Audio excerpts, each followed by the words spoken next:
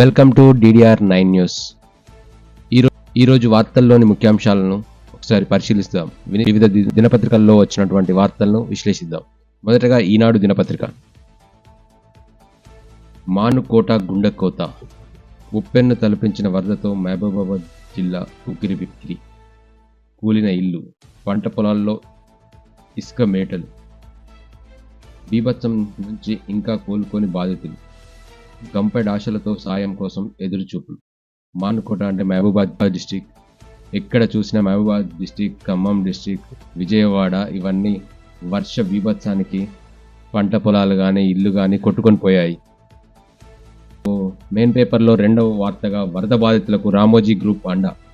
రూపాయలు 5 కోట్లతో ఈనాడు సహాయ నిధి ఉదారంగా విరాళాలని ప్రజలకు పిలుపు. పవన్ విరాళం రూపాయలు 6 కోట్లు.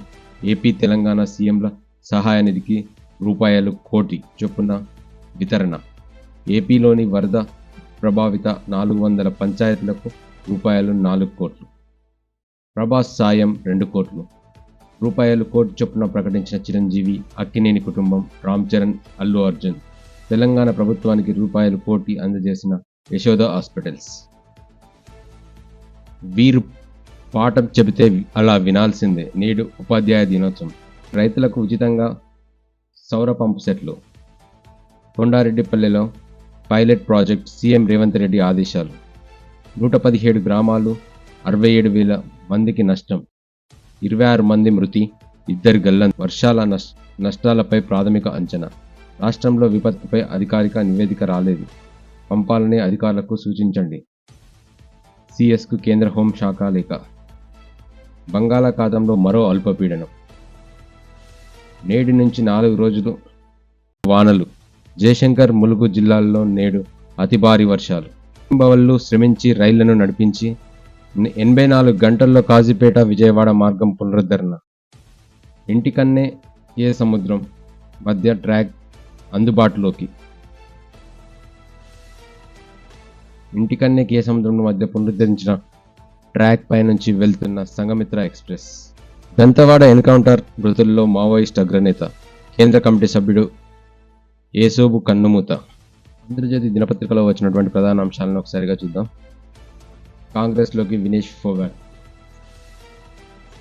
బజరంగ్ పూనియా కూడా రాహుల్ గాంధీని కలిసిన రెజ్లర్లు. హర్యానా అసెంబ్లీ ఎన్నికల్లో పోటీ. హైడ్రాకు హైపవర్, అక్రమాలను తొలగింపులకు సర్వాధికారాలు. హైకోర్టు నియమించిన కమిటీ తన నివేదికలో గోపన్పల్లిలోని గోప్సానికుంట చెరువు గురించి పేర్కొన్న అంశాలు. ఈ చెరువు FTL బఫర్ జోన్లో అక్రమాలను జరిగాయి.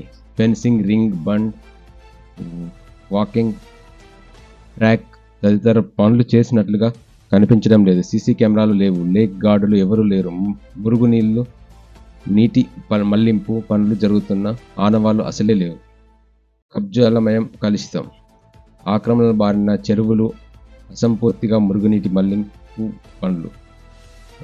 రక్షణ చర్యలు కరువు. సీసీ కెమెరాలు లేవు. కాలుష్య కాసారంగా హస్మాత్పేట్ జలాశయం. దుర్గంధభరితంగా కూకట్పల్లి అంబీర్పేట్ చెరువు. హైదరాబాదులోని చెరువులపై అధ్యయనానికి కమిటీ నియమించిన హైకోర్టు. 13 చెరువులను పరిశీలించిన నివేదిక ఇచ్చిన కమిటీ. ఇంకా కోలుకొని ఖమ్మం.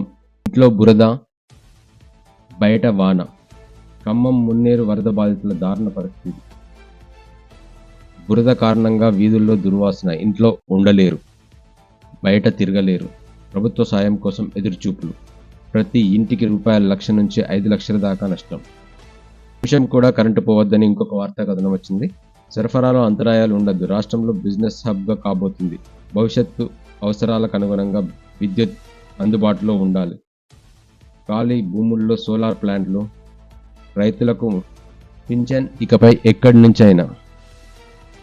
ఈపీఎస్ పింఛనీదారులకు శుభవార్త. దేశంలో ఏ బ్యాంకు నుంచైనా పొందొచ్చు.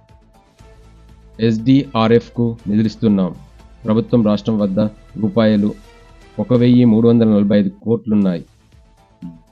యూసీలు లేక రూపాయలు 204 కోట్లు ఇవ్వలేదు. ఇప్పటికైనా యూసీలు ఇస్తే మా వాటా విధులిస్తాం. సీఎస్కు కేంద్ర హోంశాఖ లేఖ.